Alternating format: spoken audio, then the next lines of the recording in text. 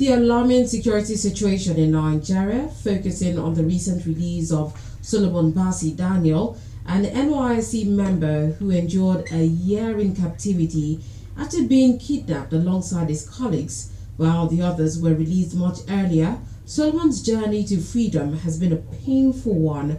We'll also explore the case of the 20 medical students who were recently abducted and then released without a ransom being paid. What does this say about our security infrastructure and the role of civil society in such crises? Then we'll shift our focus to the delicate balance between national security and whistleblower protections in Nigeria. We'll be delving into the case of PDOM Nigeria, a whistleblower organization, and how it ties into government accountability. How do we protect whistleblowers who risk it all for transparency while maintaining national security? Joining us today, we have two distinguished guests, but one of them is already here in the studio. We're expecting the second one. We're expecting a security expert or a security consultant who is a retired major. But right here in the studio, we have the president and founder of Open Forum. He's also a public affairs analyst. He has been behind following up the release of these core members, Citizen Matthew Kofi O'Connor. Good morning to you, Citizen. Good morning, Sharon. Welcome. Thank you very much, and good morning, fellow citizens and humanity. I must say, belated birthday to you. Never belated. I'm still in the birthday mood. Oh, really? Thank you very much. I want to thank everyone that showed up for me by calling, messages, prayers. It was enormous all over the world. It's quite rare to have such honor. I say God bless everyone. And like you just mentioned, Solomon was released a day before the birthday. But actually, Solomon was released on a Thursday. Oh, okay. The announcement was made on a Friday. Okay. And to the glory of God, I was able to speak with him. I think yesterday. He's still being attended to medically. But we spoke, and he's in high spirits, and he's grateful for all those who stood up and spoke up for him. And the mother and the stepfather have spoken with them. They are very, very happy and grateful to God and every other person. It wasn't a one-man show, God forbid. No single person can make claim of anything. Some of us were just town criers. Since we are voice of the voiceless, we had to do some unusual things, and that almost got me into kind of a challenge that made me to tell God, please, let Solomon come back. So nobody will say, oh, Enquiry was making too much noise. It jeopardized the life of Solomon. Whereas some persons wanted to hide behind the issue of security matters are not discussed. And why they did nothing. So thank God for Solomon. Thank you, everybody that prayed. Thank you to Memories FM. You were always there for Solomon and some other sister stations. That to me was my greatest birthday gift. Honestly speaking, it made me so happy that we did not suffer any loss, particularly Solomon, that remained the only person after the rest had been removed. So I commend NYSC, security agencies, for everything. All right. Yeah. Citizen, can you give us an insight of the process of his release? Was there any ransom that was asked for? Was he paid? Was it who the security agencies that spearheaded it? Can you give us an insight of what truly happened? Well, the only insight I can give is that the NYC Director General, Brigadier General Y.D. Ahmed, who I met on December 21st when I went to do protests in Abuja. I went to National Assembly, led almost a little over 50 persons in the protests who were not received. In fact, I was even threatened to be arrested because I did not get approval. I told them, do your worst. My children, my brothers and sisters have been in the Zamfara forest for 5 months. And some people, even down here in Akwa, behave as if nothing like that happened. Not that some of them were doing something about it, but just that, well, that is their own. So finally they saw that they could not intimidate me. One thing led to another. After about 2 hours, I left National Assembly, led the team to see the Minister for Youth. She was in a meeting, dropped a letter, then went to NYC, where we were received instantly without any pre-arrangement. And I had almost over 2 hours meeting with the directors and the DG. and the things I heard and the things I was able to come back with in terms of knowledge, those things cannot be said on air, except to say that may God bless Brigadier General Wadi Ahmed. He's an exemplary Nigerian, the Director General of NYSC. He has given, during the briefing on Friday, he said that no ransom was paid. He did not get any kobo from any state government in the name of rescuing those core members. He worked with the governor of Kaduna, Zamfara State, the host state, the chiefs there, and that the leader of the gang was killed. And since those people were not camped in one place, they were moved from one camp to the other. And one of the things that I learned while I was talking with the parents, as that between November, December, particularly December, was that they used to take them out to the stream to have their bath once a week. They cook just rice, nothing. But if they go to the stream and find fish or whatever, that's when they will have protein in the rice. So from one camp to the other. So it was not possible to say this. It involved negotiations. And since in my advocacy, when people say how much is demanded, I refuse to talk about that because we're not trying to raise funds. Despite the fact that one, whether fraudster or whoever, tried to use their name to want to raise funds, which NYSC accused the person of being a fraudster that nobody should align with such arrangement. So I never, talking with anybody, told the person this is how much demanded, oh let's raise funds. No. But however they were released, it is left for them and the parents to tell their stories.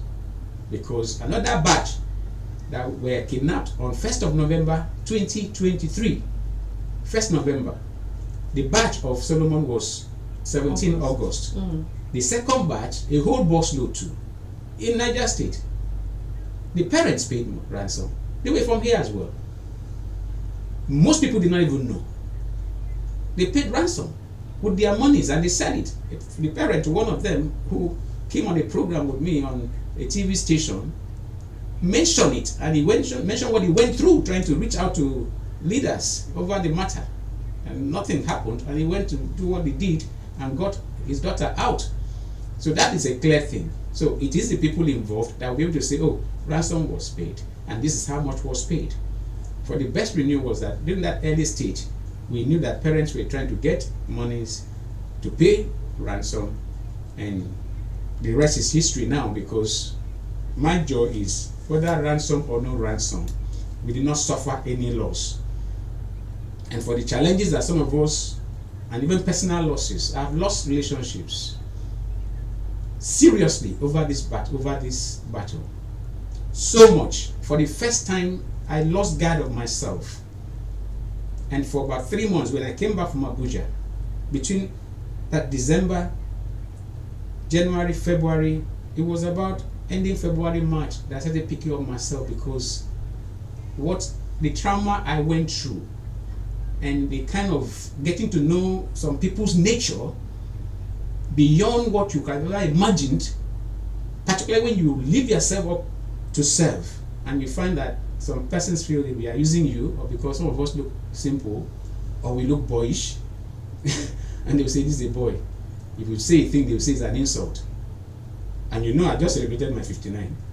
I'm being 60 now.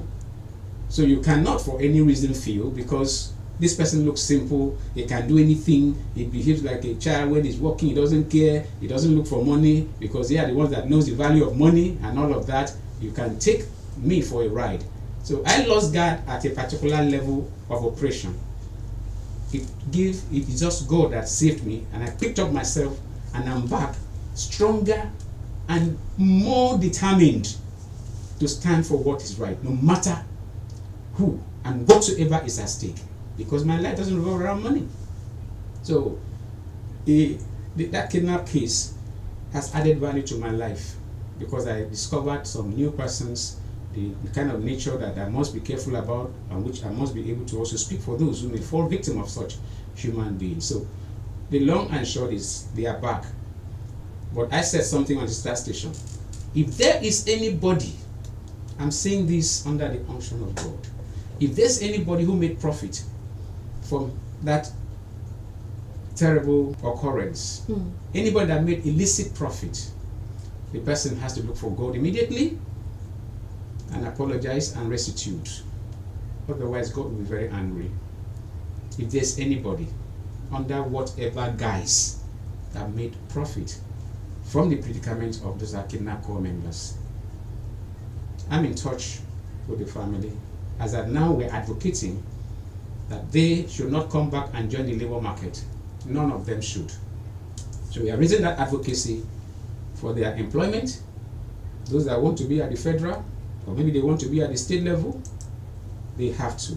And if there's anything called compassionate arrangements or rehabilitation agenda that the state government can put in place to cater for them, I learned that it has to be in place, because without that, it means that they have left one Samfara after 1 year and they are coming back home to continue in another Samfara, God forbid. I actually learned that they will be giving out their certificates of completion of the NYSC.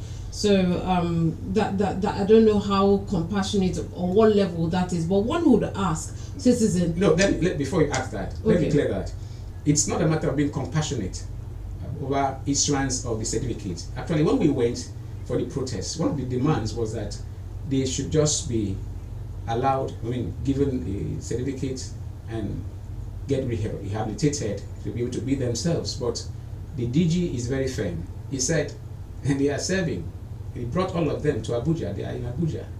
Okay. They are well, quite okay, and some of them have served as much as 6 months to 8 months already. And the only person that did his everything in Samfara Forest is just Solomon. So you cannot tell him to go and start afresh to do service. That means he's going to serve for 2 years. Already, those Akwa Ibom Corps members have become the greatest issue in the history of the NYSC scheme, which is 51 years now. It was established in 1973.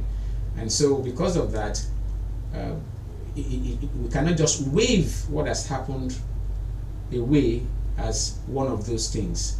So I commend the NYSC Director General for what he has said. He has not given them yet, but that is going to be done. And it is only proper. So the next level is automatic employment for all of them and rehabilitation scheme to address their needs, because some of them will come back here, they will not even have a home to go to because they struggle. Like Solomon, the mother sold Akara to send him to school.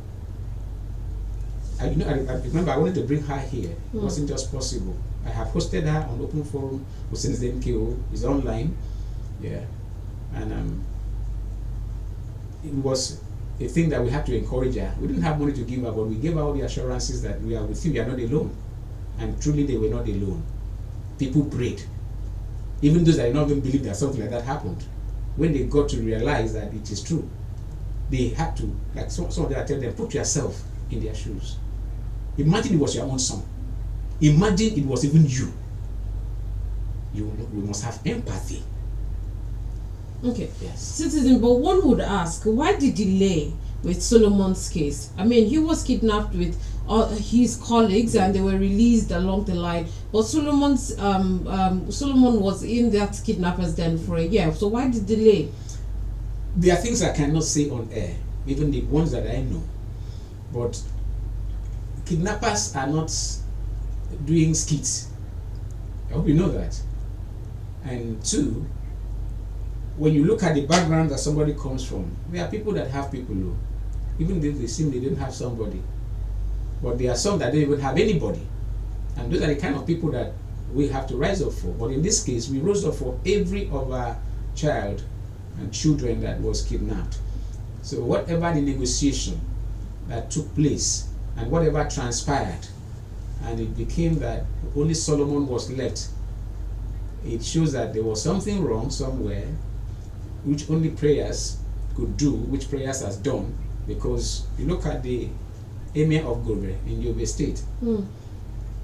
Emir, you saw how he was killed, and they after that demanded for ransom for the body. The people are not joking. You know, it's a business. But it is a miracle. Even when the Bible times, people will be preaching this verse, this chapter, they will preach it, and some of them will even make money from being able to interpret what happened in Zamfara. So, like I've said, some of the things I know, I cannot say it here.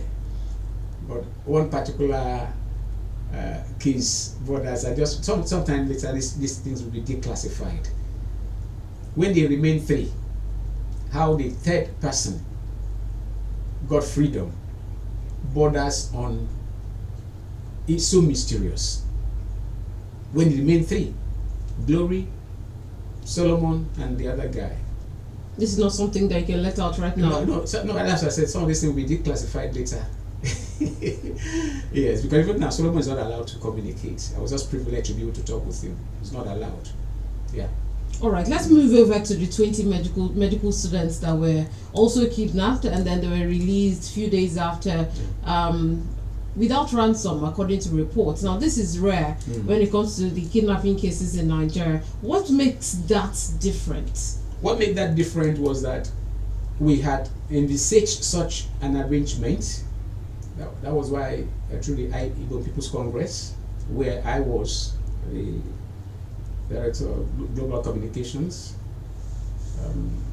we did letters to the state governor here, the president, we copied the governor, National Security Advisor, the Senate President, the Commissioner, Minister for Youth. No response. We did another set of letters, this time individually to all of them, including the Director General. We never got response, and then we did a world press conference. There was no response. I did a one man protest in Oyo, wearing one polo for 1 month. I went to everywhere. I went to the Carol night, walked around there to be seen. I went to, from Senate President Akpabio's birthday at the stadium. I walked across for people to see that our children are in the forest. Nobody was talking about it. And even when there was a summit in Uyo where the National Security Advisor came, not even a mention was made. Not even a mention was made to show that something like that was even discussed. And my worry was, this is not the best. This is not the first time they are kidnapping people and it is talked about in the press. Yeah, it's already talked about globally. I remember the Chibok girls, the Obamas even did their own protests, bring back Chibok girls and all of that.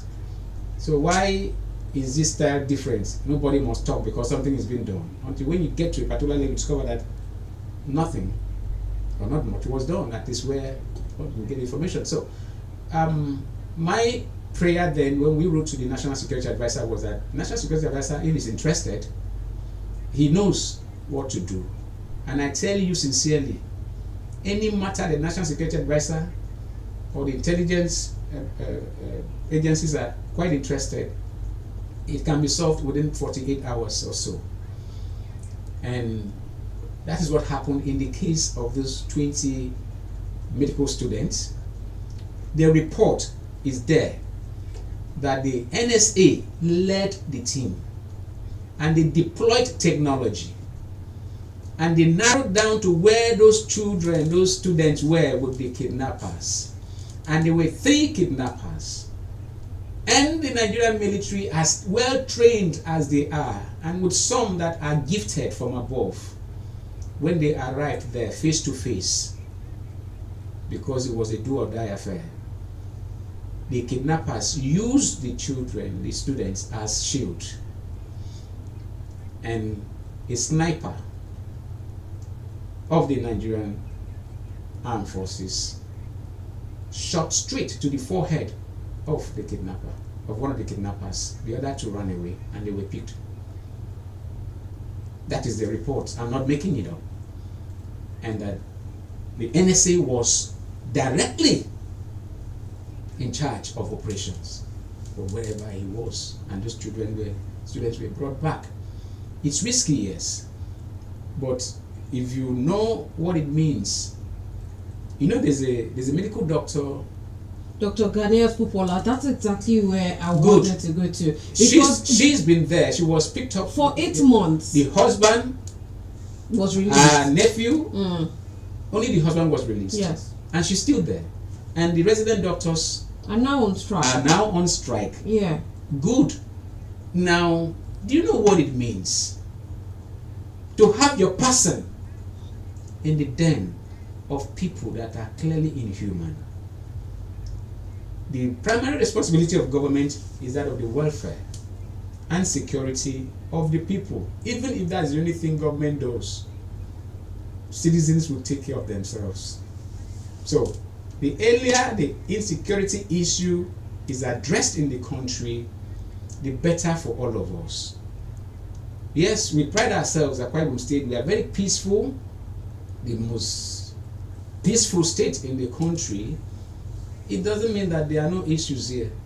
Yes, there are issues, but because it is not a clear business venture that is so rampant, and because some things happening are unreported, and because we classify those we call bandits or kidnappers as coming from a particular section, we refuse to recognize that among ourselves we have a nature, we have it almost becoming a culture where some persons are worse than those kidnappers, those bandits, because they are oppressive. They hate excellence.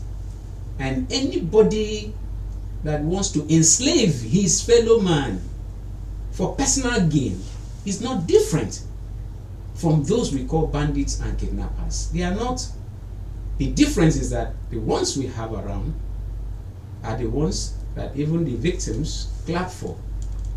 They celebrate them. And that is why you can find that in the midst of tremendous poverty, we are among the poorest people in Nigeria. That is the reality. Even government records say so. So, there are different classes of bandits and kidnappers and terrorists. There are some wearing suits, they are in offices. And there are some even wearing crowns on their heads.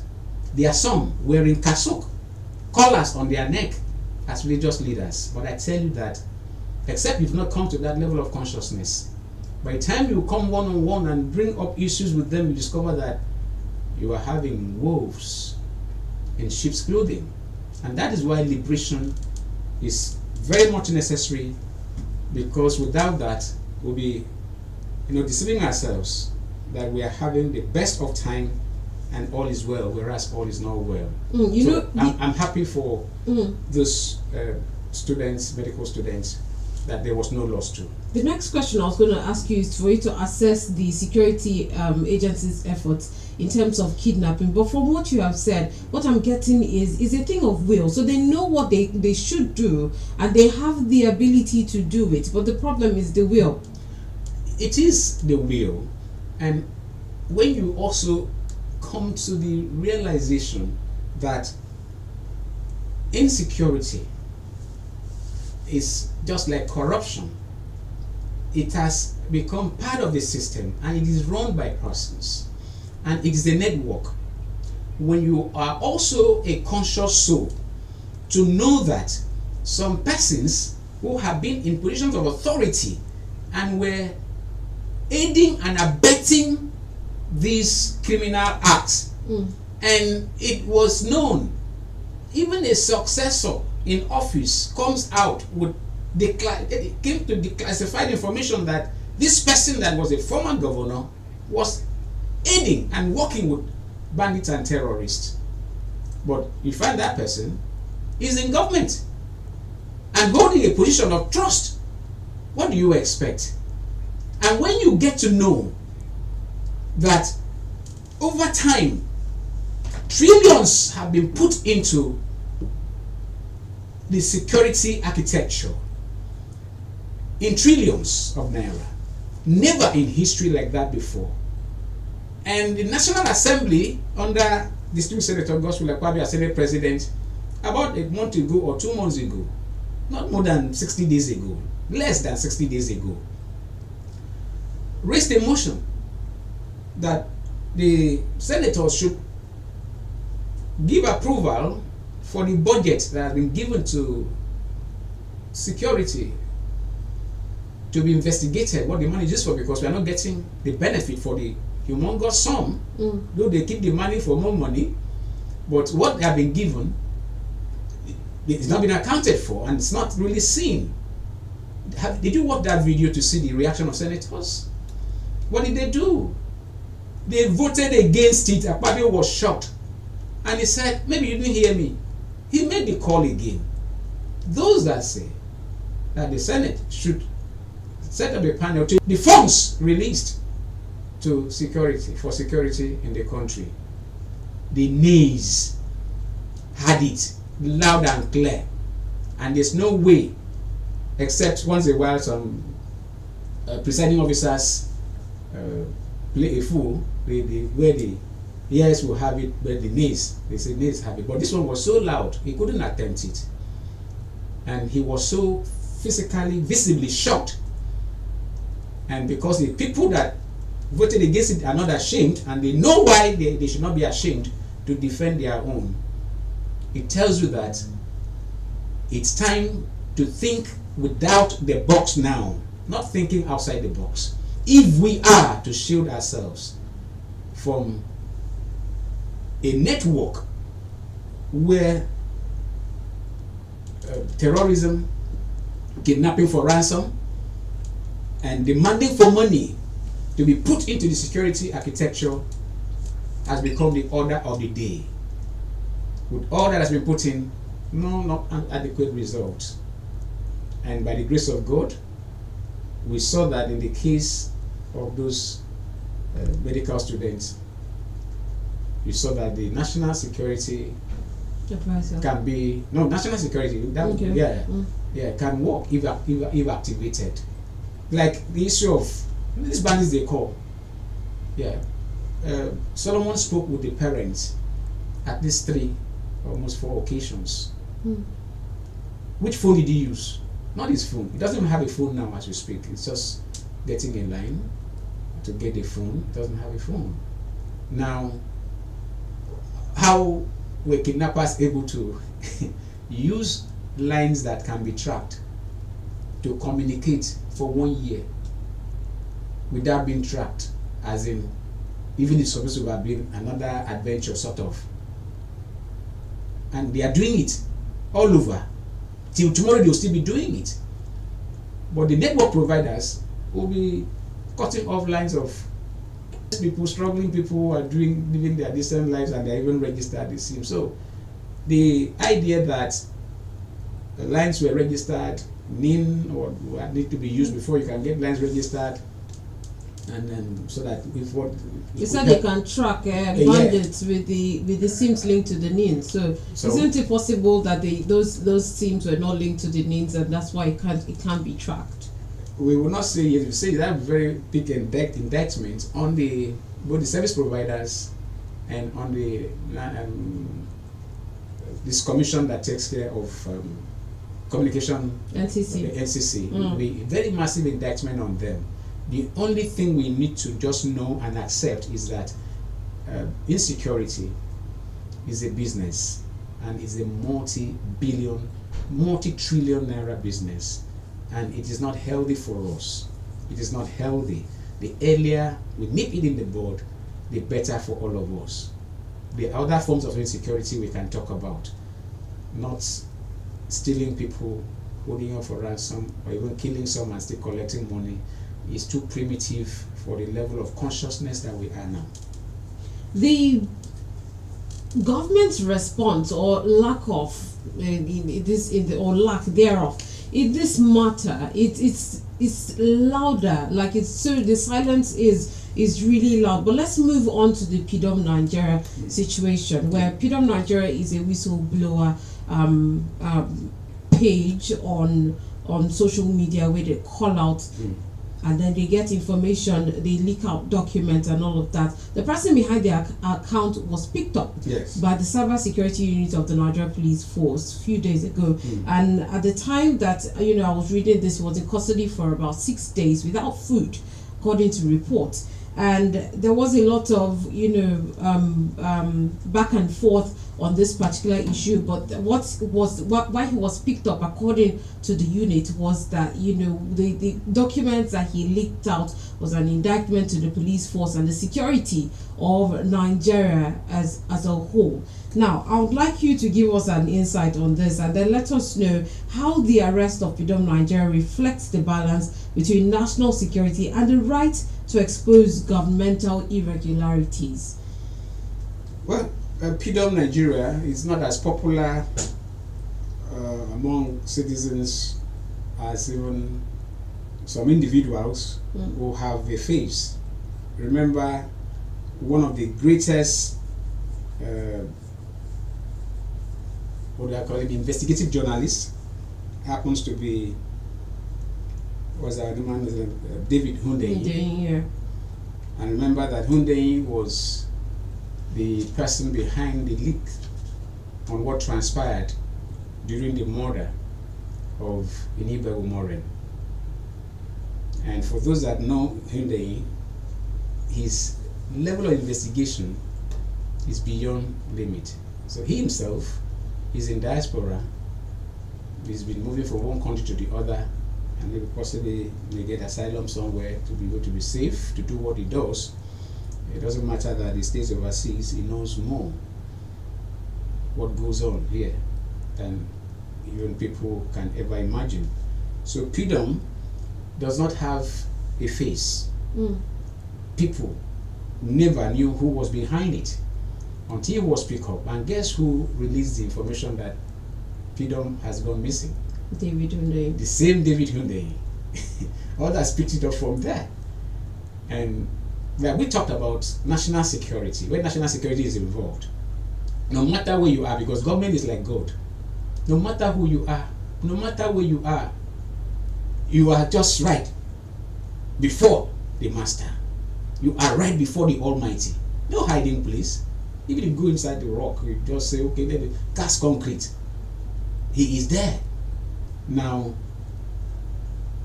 the security digged up and unveiled who was behind, or is behind, Pidom Nigeria. His name is Isaac Bristol, and he is based in Rivers State. And what does he do? He exposes, let's use the term alleged, misconduct of government. The whistleblowing policy, which was one of the most amazing legislations signed by the immediate past administration of former President Buhari, which was even rare because they didn't look as like people who should even approve such a thing, that you can investigate where you find corruption, where you find something that is wrong, bring it forward. And most of the Corrupt Act has to do with money, isn't it? And the law stipulates, I believe I'm not wrong, at 5%. I think it's 5%. Either 5 or 7%, I can't really be too sure now. Of that amount will be given to you. If you are able to blow whistle for government to recover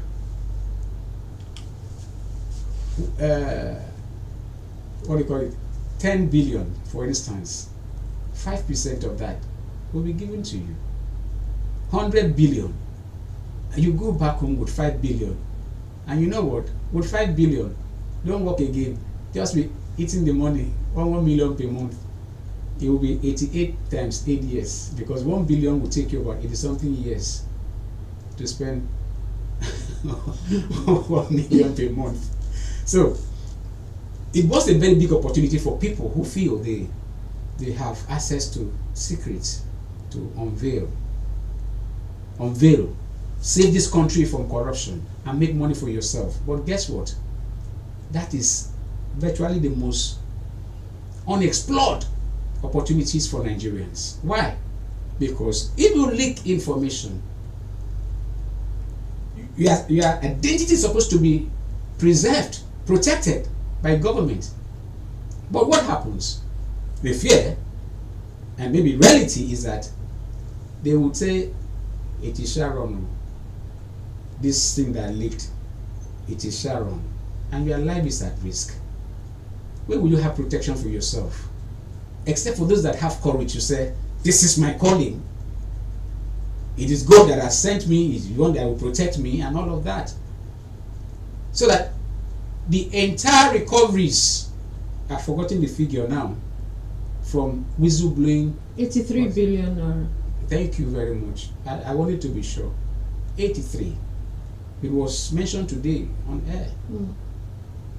Is that possible? 80 what? It's just like the corruption war that Buhari said he had fought, where looted funds were recovered.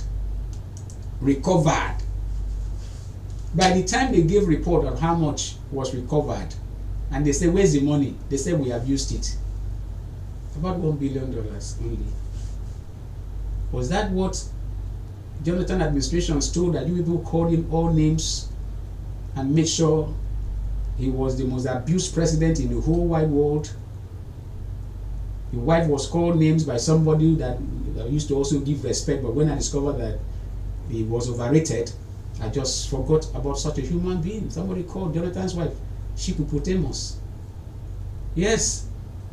And they say it's revered. My dear. So, propaganda is never governance. And trying to do something to give impression that yes, you are acting, it doesn't work out. So the whistleblower policy was not well intended. So the execution is not there. But I'm happy. I think a few days ago, the National Security Advisor proposed somewhere that there should be a legislation where whistleblowers will be protected. And that is to be sent to the National Assembly. From what I have heard, Mr. President, Asiwaju Bola Ahmed Tinubu is likely going to send a bill to the National Assembly for protection of whistleblowers. It's not just about whistleblowers. People doing mere documentaries. You know, there's this program called BBC Pigeon Africa or so. It's run by one Yoruba chap. He came into Nigeria from UK. He was picked up at the airport, detained. He's not a hidden person. You understand? He does documentary. But some persons will feel offended that this documentary is affecting us. And you have a whistleblowing policy. So, it's time for us to define who we are. And until you know who is in a particular office, in and out, you end up praising somebody that is worse than the kind of thing you can never even describe. Because people believe that anybody that has succeeded to juggle his way into public office, you must have the respect for him. Whatever he says becomes law. That is wrong. That person is only the servant to the people, because in the Nigerian constitution, sovereignty resides with the people. But because of ignorance and gullibility of citizens and poverty and inability to defer gratification, people just want to be part of government, not knowing that government is us. We are government. Those in office are the public office holders. The citizens and those in public offices are to come together before you can have governance, and that good governance. So when we look at government as being them, it's a wrong notion, and that's the kind of thing that we are preaching. That's why we have open forum where citizens can meet, share ideas, and bring out something to the table to contribute towards development, and not to sing praises of some persons whose real nature are nothing but fraud from when they were born to even where you have them as the be all and end all. All right, so, citizen, yeah. Let's have some people call in and contribute to the discussion before as we begin to round off the program. Now, if you're just joining us, this is the melting point on Memories 96.5 FM. We've been talking about the security sector, assessing the security sector. Some key things have happened in the security sector over the past few days. We've had the release of the 20 medical students that were abducted. We had the release of the last core member that was abducted last year, August 2023. We also have the PDOM Nigeria, that's the abduction or the arrest of the whistleblower on social media. We've been talking about all of this. Now it's time for you to join in on the discussion. Now we have 15 minutes left, so let's do this quick. 0803 085 7755 0803 085 7755 or 0809 066 6909. Hello, good morning. Good morning, Good morning to you, Akpan. Yeah. Good morning, the guy. Good morning, Mr. Akpan. Yeah. I wish to say that if our leaders who are in charge of security want to put an end to insecurity, I think they have the way with us to do it. We have the NIS, we have the Department of Military Intelligence. In other security agencies, we have the Grand Provocateur, even those intelligence men undercover. Why can they not know where these bandits, bad people do? Where can they not know the abode of the Boko Haram in the Sambisa forest? But they were quick to clear the southeast of IPOP, even though we still have this at home. But it's not making impact as the So I think that if we are sincere, they will be in position to do it. Let us throw away tribalism, religion, nepotism, and every other ism that comes with it, and make sure that insecurity is put away of this country so that we can live and then we develop the way God wants us to develop. If not so, we'll be going back instead of moving forward. Thank you. Thank you very much, Akpan. Now remember that we're streaming live on Facebook. The handle is Memories 965 FM. Go drop a comment there. We'll read it out. Hello, good morning. Hello, good morning, Sharon and this is Norton. You're welcome. Good morning, sir. This is Bill calling from. I want to first of all say, thank you for your work in the nation, and I believe that God himself is your protector. Amen. Thank you very much. Continue to protect you. Amen. To do your work. Amen. In Jesus' name. Amen. Thank you. I want to say that I personally do not really understand how it was when Solomon was in the den of these kidnappers for good 1 year. It is something that is very, very questionable. It's mysterious. But I want to thank God for what happened. And I want to also say that this matter of insecurity is in the hands of our leaders and in the hands of the citizens. My people here usually compare what is happening, the insecurity problem in the north and what is happening in this southern part of the country. I usually say that it is always wrong to do that. Don't do that. Thank God that in the year when it happened, we will have soldiers, policemen waking up and they stop the thief. Don't say that when it happened in the north, they allow it to go on. And here, when it happened, soldiers and police will come up. It does not help matter. Because there is no place that we need insecurity. If the people needed it there, look at how it happens there now. if it happens like that here, we will not be able to endure it.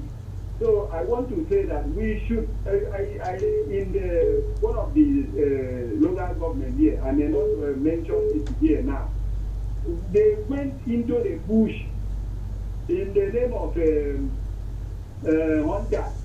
They paraded kidnappers out of the bush and brought them and give to the policemen. So this thing is something that we can do by ourselves. When people keep quiet, like it in some of our this thing, what we call it, your political zone. Can you wrap up, because they have some people there who can kill soldiers, who can who can kidnap, and the rest of the thing. They think that is something that is proper, and they allow it to happen in their own domain. They don't complain about it. When it becomes very strong, as what is happening in the north now, that is when people will be going to say blame government. All right. Government will help, and we must also help before we can get it done. Thank you very much, Udo. And remember that you could also drop a message on WhatsApp. The WhatsApp number is 0809 066 6909, or call us via that number too. Hello, good morning. Hello, good morning. Yeah, good morning. Welcome to the program. Yes, thank you so very much. My thanks to your guest in the studio. All right, who are we talking to? I thank you, sir.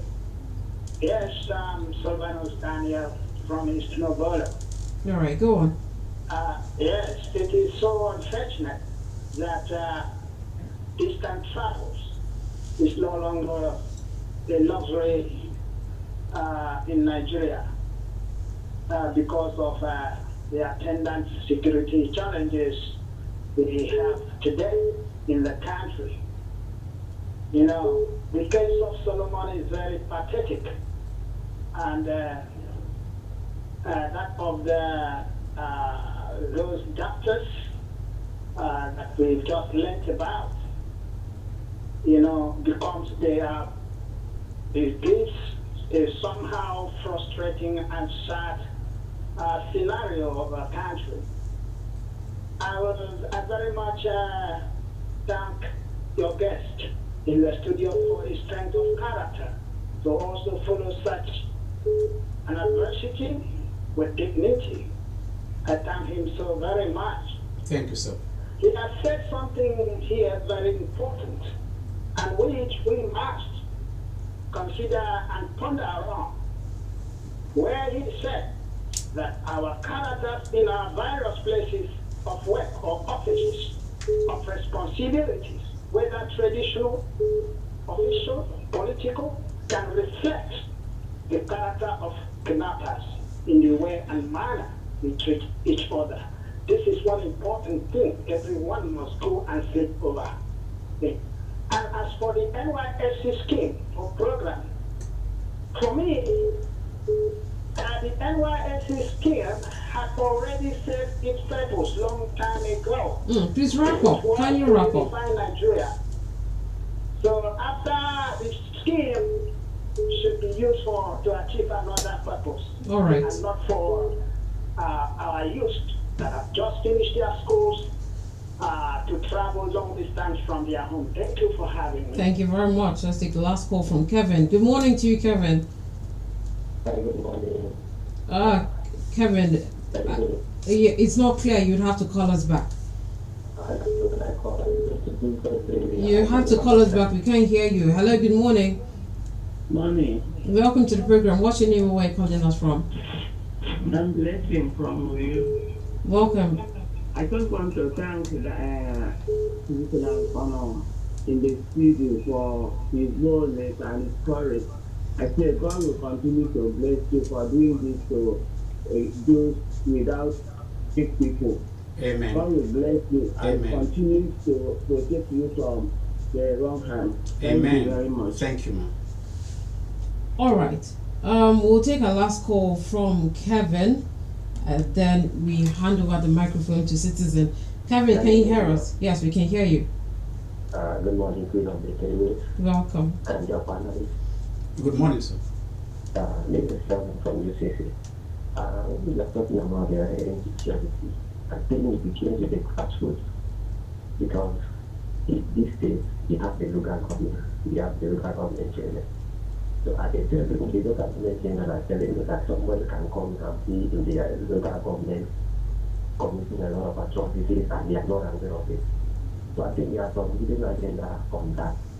Two, when they say they communicate with the people they kidnap, sometimes they use the person who they kidnap to communicate with the family. Because using their own personal phone, they may take the person's phone to communicate with the family and ask for ransom. So that is the crime changes in child. The way the security people need to be also improved on how to handle this crime because they are also improving on All right. how they are taking. Thank you, Kevin. Citizen, Yes. can we have you in 2 minutes? And I'd also like you to include your take on this new ban on under 18 students writing Waik and Neko. I'd like you to just wrap up with that. Well, first of all, respond to the callers. Yeah, the last caller talked about, can a council chairman not know what's insecurity or who are behind insecurity at the local government? Insecurity is a business. I was a victim of insecurity, the worst in the history of Mr. time. But the perpetrators were all rewarded and managed to come back alive. Almost committed suicide after that because of the spinal cord and the nerve issues that I developed from that very attack. And all my cries, nothing has been done, which is one of the reasons why God has mandated me to be a voice to the voices, because I have a voice, but I'm not heard. Imagine those that don't have voices. So forget about local governments, or even state government. What matters is the leadership will. I said, one of the callers, I think a man from Mr. Nobulu has said so. We have people who are dressed in suits, who drive in convoys. They are not different from the bandits in Sanfara Forest or anywhere else. Even in this state, I have come face to face with them. That is just by the way. The issue of NYC living its usefulness is true. We made that recommendations. I personally took it up with the NYC Director General and he said something to me. He said, you see insecurity, don't people have problems in their states from one local government to the other? So that should not be the yardstick. But no, we still insist, I still insist that program should be reviewed. And it was even brought up, I think, last year in the National Assembly. And it seems to have died down. We have to pursue it. Let people start safe, primarily in their regions. Their states and regions, and maybe the headquarters, that is the capital of the country and all of that, until the insecurity situation is addressed. We cannot send our children out to go and die like that. And look at the cost. SHARON, between 2010 and 2017, attacks, 2018 to, what year was that? That's ranking, Nigeria had 3,058 times of attacks between 2007 and 2016. 3,058. Whereas a country like Burkina Faso will think, oh, this one's terrorists, they are bandits, just 15. Niger, 78. So in Nigeria, if you add up almost the entire African countries put together, they don't have the number of terrorist attacks, insecurity that is documented. And this report is from Institute of Security. So we are spending too much, and the thing is expanding by the day. So we have to think without the box. For the age limit, it's a pity. We need to have time to talk about that. But let me tell you something. The cutoff mark for entry to unity schools in Nigeria is not the same in Akwa Ibom and for northern states. Some of them they need just 2/100, 7/100, 5, 15, 20, whereas we need 139, 135, 100 something. So they have a standard there. The Amayuri system thinking is what maybe some people are trying to bring to national discourse. Education is under concurrent list. The federal government cannot legislate All right, for states on what they want, how they want their children to be trained. We don't want to waste the lives of our children. We have to go now. Thank you very much. Yes, we'll have this conversation another time, but for now we're out of time. That'll be good enough. Thank you very much, Citizen, My for pleasure. your time and contribution here. We've come to the end of the program. Thank you so much for listening to The Melting Point. In a matter of seconds, the BB Belt will start. My name is Sharon Mandor. Catch us again tomorrow for the morning ride.